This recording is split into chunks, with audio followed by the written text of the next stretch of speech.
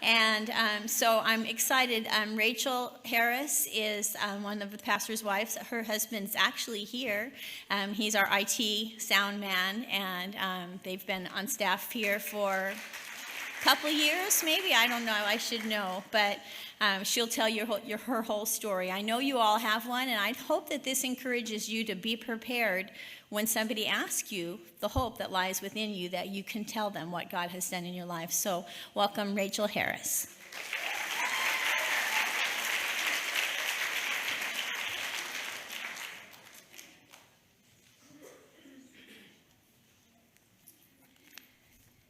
Ooh, okay.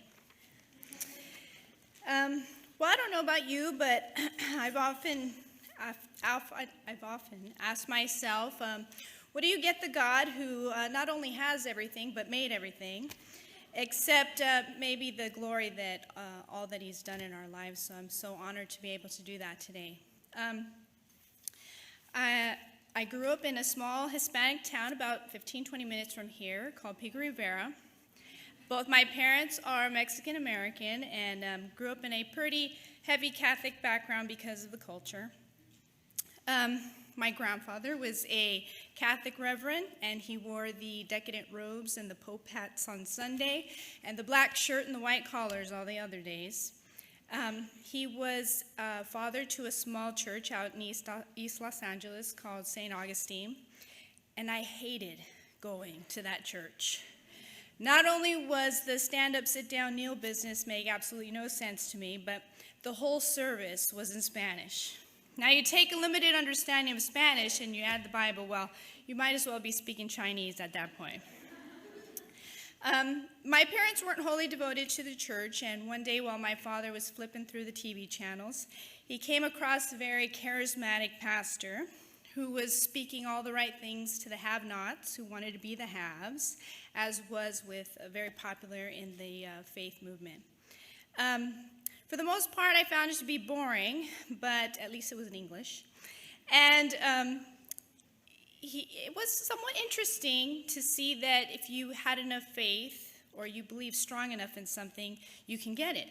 I remember the pastor telling us that if you didn't have enough faith, you can start off with something small, like a pair of pantyhose, and work your way up to a house or a car. But there was not enough faith or belief to get my father to stop drinking, doing drugs, and acting out violently with us. And so I remember as a little girl listening to my parents fight at night and crying, and my mom would usually take the brunt of the violence.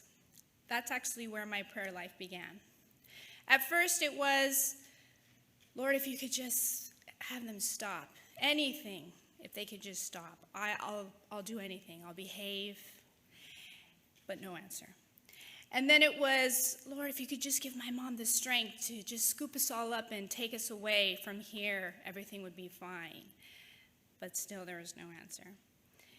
And finally it was, Lord, I hear you got a pretty good thing going on up there. No sorrow, no pain. Maybe I could come live with you, because I really don't want to live here anymore. But still the voice of the Lord was silent to me. But at the age of 13, we did get the best news ever. My parents took me and my two younger brothers and sat us at the kitchen table and announced that they were getting a divorce. With everything I had inside me, I said, yes, out loud. My father turned to me and he said, I don't know what you're so happy about. You're not going anywhere. There's dishes to wash, dogs to feed. And so my mom left. I couldn't rightly blame her. For the sake of sanity, I would have done the same thing. But my plan was to bide my time till graduation.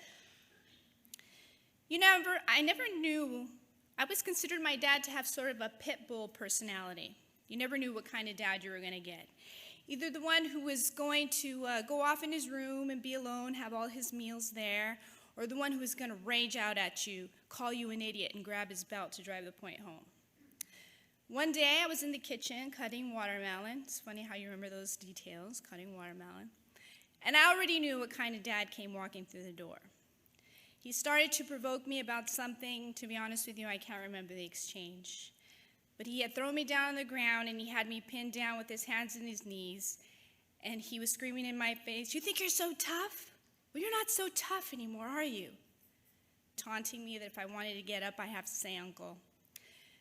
I looked down at my hand, and I still had the knife that I was cutting with. I figured I really didn't have very much to lose at this point, and so probably not very convincingly, I said, "If you don't get off of me, I'm going to have to kill you." He laughed, which I think back now was actually a pretty good response because it could have gone so horribly wrong. But he laughed and he said, "Oh, I'm so scared." He got up and he walked away, still laughing. I got up off the ground and I came to the realization, this is my life. Even if I wanted to, I couldn't leave for another 4 years. I looked at the knife, looked at my wrist, and I knew I wasn't going to make it because 4 years was 4 years too long. I put the knife to my wrist, decided to take my life that day, and in the midst of making that decision, the Lord spoke to me. And he said, "If you could just hold on, everything's going to be okay." You would have thought I would have been relieved, even amazed even. I was angry. I said, "Do you know how hard this is? All those pleas and prayers, and you come to me now? No, it's too late." He repeated again and said, "If you could just hold on, I'll be your dad. I'll be the father that you need. I just need you to trust me." Still angry, I threw the knife down on the counter. I said, "All right, but if you don't do this." So I figured we had a deal at this point in time, and I went into works mode, got good grades, stayed away from drugs and alcohol, and I don't know how I made it because it was one big blur, but I made it to graduation. And I ran faster than my feet could take me because it was a freedom so badly desired. But I didn't want to jinx anything, and so I picked a Christ-centered college, chapel every day at 10 a.m. And a funny thing happened on the way to college. The major that I had chosen for myself within the few weeks there was shut down. In the midst of trying to figure out what to do next and where to go from there, the sports program that was supposed to financially support me shut down. I felt lost, abandoned, and I figured, well, I guess our deal is over. And so I decided to take the prodigal son, daughter, route at this point in time and go out and see what the world had for me. You know, I read the story of the prodigal son in the Bible, and I always find it very interesting that it doesn't go into very many details during those party days. And I could only imagine being a fellow prodigal myself because I partied like a prodigal, doing almost everything under the sun with heavy consequences to follow. But unlike the story, the fun didn't end, the friends didn't leave, and the money didn't run out. But there was something tugging inside of me, kind of like that feeling you get when there's something you have to do, but you just can't remember what it is. And so I decided to check out the old pastor. Maybe I cast too hastily a judgment. And so living in Baldwin Park with my mom, I turned on the TV, and there he was, looking still the same with just a little more gray hair than I remember. And he was speaking about a couple who had lost their child in a hit-and-run accident. He said that it's not God's design that anyone should lose their child so young, and that the couple must have done something for the enemy to come in and swoop in and steal from them. I dropped to my knees and I slammed the TV off and I said, "That's a lie." Now, I don't know what the truth is, but I know that's not it. And so I grabbed the phone book, I opened it up to non-denominational churches, and I called every single number in there that was listed. It was a Saturday, so nobody was in the office, but I left my name and my number, and I said, if you can please call me back with any information, it would help me. A week passed, and no one returned my phone call. Jeremiah 29:13 says, you will seek me and find me when you search for me with all your heart. My father heard that I was looking for a church, told me about a friend of his who was coming to Morningstar, said that I should check it out. I came to the church, convinced a friend to come along with me, and it just so happens that Jack was not speaking on a topical, but he was teaching out of a book of the Bible. And I sat there, and my mouth just dropped open, and I was so amazed. Now, if you know anything about the faith movement, pretty much how it works is your Bible is a buffet, and you just kind of pick and choose verses that'll apply to your circumstance and slap it on, and hopefully it'll, change your circumstance some way, shape, or form. I call it Bible hopping. But here Jack was teaching verse after verse after verse, and I said, you can do that? You can read the Bible like a book? And I was so shocked and amazed. I could barely pay attention, so I had to come back the next week. And I learned more in 2 weeks than I did in my entire life. And I joined the college and career group, and there was waiting for me a family that I never had. And that summer, I rededicated my life and was baptized at Corona del Mar. Now, in the midst of trying to figure out this whole Christian walk thing, I figured dating a young Argentinian boy who was Catholic didn't quite fit into those plans. And so I decided to move back with my aunt and uncle who were living in Pico Rivera. And I received a phone call from one of the gentlemen there at the college and career group. As a matter of fact, the very first time I saw this young gentleman, he was whipping around these church corridors on rollerblades. Don't tell Jack. But it just so happens that this young gentleman turned out to be everyone's favorite, Rod Harris. He called me on the telephone and said, you really shouldn't be moping around and feeling sorry for yourself. I said, really? I said, I just broke up with somebody. That's kind of rude. And he said, oh, no, not a date, just friends. And I said, oh, okay, well, I guess just friends. And each time we went out, he assured me that we were just friends, but I think in his mind we were really dating. And on one of these outings, he turned to me and he said, I like you. I think we should do a Bible study. And in my mind, I said, wow, is this how the Christian folks date? This is kind of weird. But the Lord, knowing me and my personality to probably turn the opposite direction and walk away, the Lord spoke to me again. He said, that's the one. I said, excuse me, come again? He said, that's the one. I said, but Lord, he's white.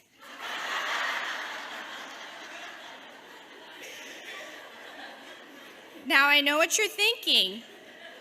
I really don't have a lot of room to talk. But Pico Rivera, might I inform you, is a 92% Hispanic community. As a matter of fact, the very first time Rod came to pick me up on our first official date, my uncle tried to shoo him away because he thought he was some kind of salesman.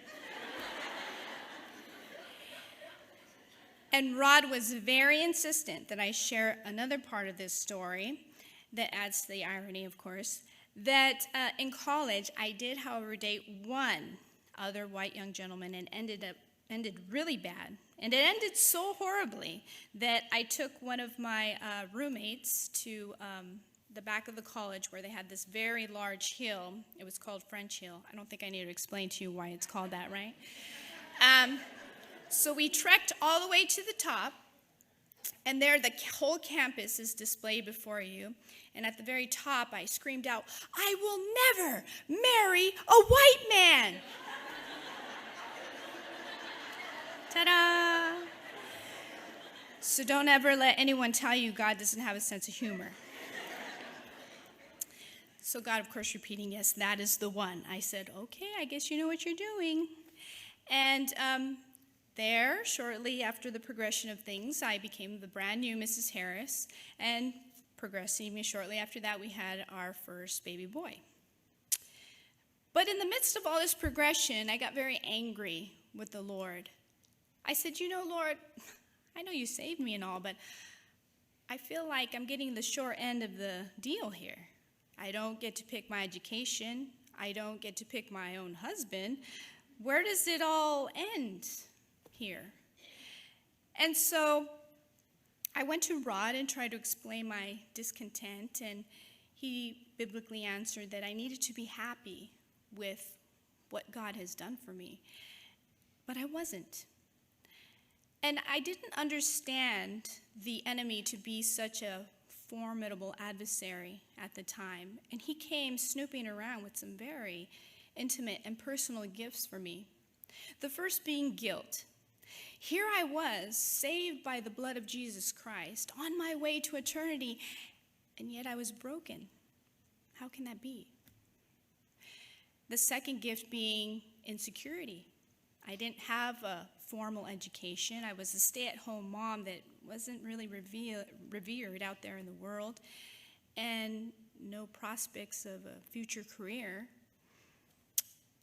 And I tried to change that for myself, but really not every avenue that I took, not really gaining any success in anything that I tried. And the third gift being despair, which I shared with you. I was very familiar with that. I really didn't understand what was happening at the time, but this despair was so overwhelming because there was no look or future of change that seemed like there was going to happen anytime soon. And so I decided once again that I was done. But this time, I wasn't going to go down without a fight. So I cried out to my brothers and sisters in the Lord and let them know that I was defeated. It's always interesting, the reactions you get when you cry out defeat in marriage. What are you thinking? You're so selfish. I remember one of my own family members came up to me. She was a sister in the Lord, and she overheard me having a conversation to someone else about what I was going through, and I just didn't think that I was going to make it. And she interrupted the conversation, and she said, you know, I don't even know how somebody gets to that point, how somebody even thinks like that about their own husband. Well, unfortunately, she's on her second marriage, married to somebody who has no interest in knowing the Lord. And unfortunately, I think she came to find that answer for herself. I had the opportunity to meet with a lawyer for a $20 consultation fee. I tell people it was the best $20 I ever spent. The lawyer sat me down at the conference table and she said, you know, Mrs. Harris, from everything that you've told me, I think our first order of business is to have Mr. Harris removed from the home. I had one of those Charlie Brown teacher moments where all I heard was wah, wah, wah. Because all I could picture was my little boy watching his father being physically removed from his home. She jogged me back into the conversation and she said, you know, Mrs. Harris, I just have to be really honest with you and show you the reality of this situation. When there's a child involved and a parent who's very strong-willed like you described, Mr. Harris, this is pretty much a fight that you're going to take on for the rest of your life. You know, the promises of the enemy are so much more different than God's promises, aren't they? Because just when you think that despair can't get any darker or deeper, there we go, spiraling down even further.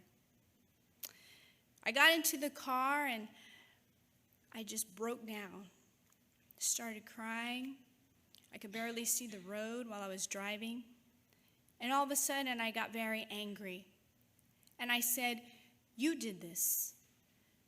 You chose this for me.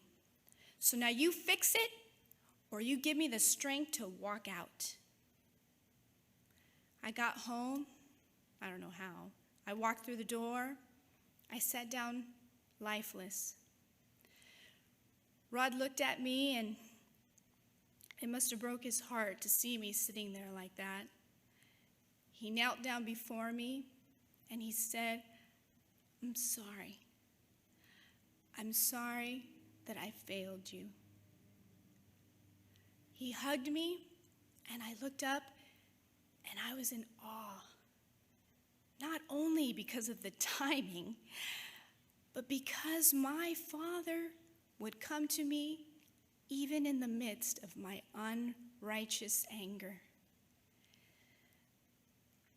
Psalm 119, 92, and 93.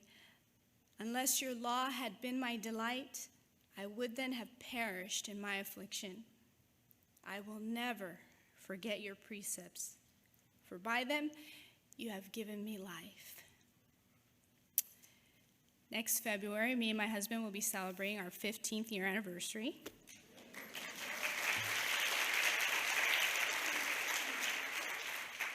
And he's still very patient about having us talk about those dark days and why I was so broken.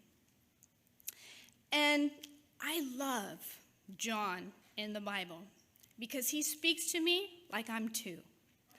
Paul, not so much, but John, if we don't get it when he says it, we ought to be knocked in the head and put out of our misery.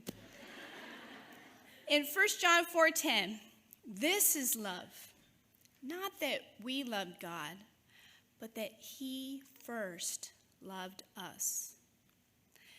You know, our version of love is so convoluted. It's with strings and, what can you do for me? It really ought to be against the law to call what we perceive love.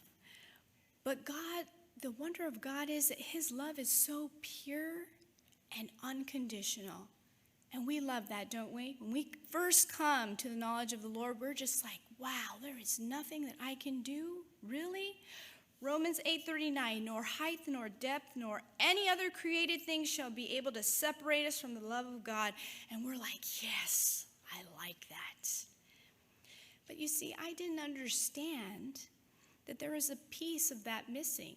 There was a piece of that puzzle, another side of that coin, that there is nothing that we can do to gain his love either.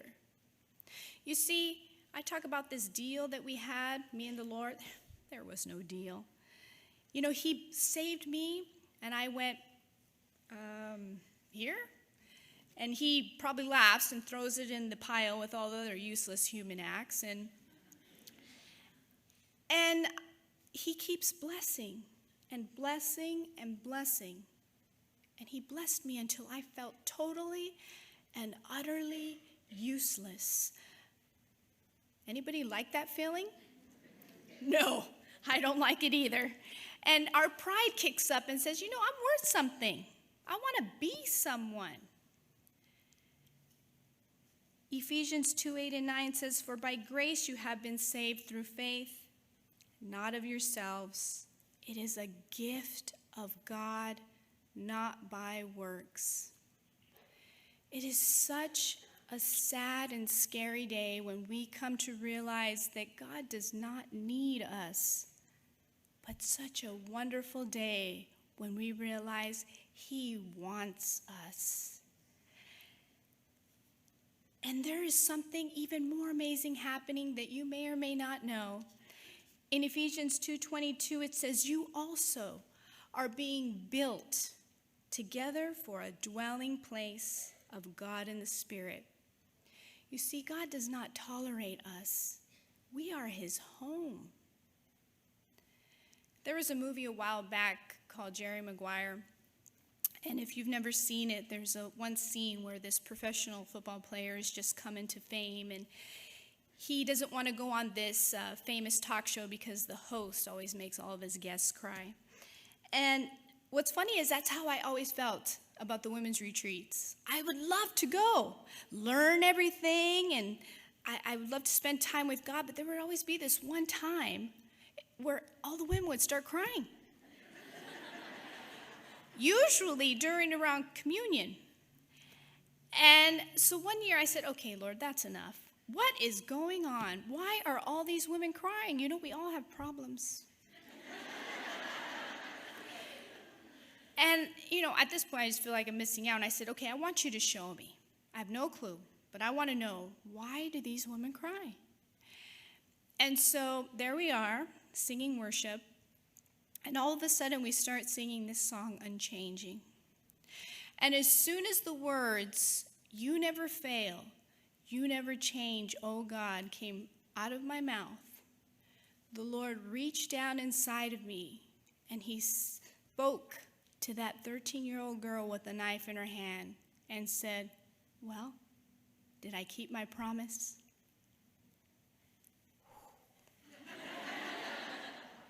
And it's so much worse when somebody hands you a tissue because now you know people are looking at you. And I said, yes, yes you did, and so much more. You know, ladies, I don't presume that you sit here whole and satisfied, because I've sat where you sat, broken and lost. I don't even presume that you've had the glorious opportunity to meet your Father in heaven so that you too might have a relationship together. But I do know this, that the Creator of the universe took time to stop and intervene in my demise to make the greatest exchange of all. For what I had decided to take my life, he came and took it instead. And if you sit here with some very unnecessary gifts yourself, then I encourage you, you don't go down without a fight. If all you know today is guilt, then you cry out. If all you know is insecurity, then cry out. If all you know is the overwhelming feeling of despair, you cry out. Now, I'm not encouraging you to be cheeky like the Lord, like I was. But you know what? At least it would be a step in the right direction. Because as great as our sin is, greater is his faithfulness and mercy. Let's pray.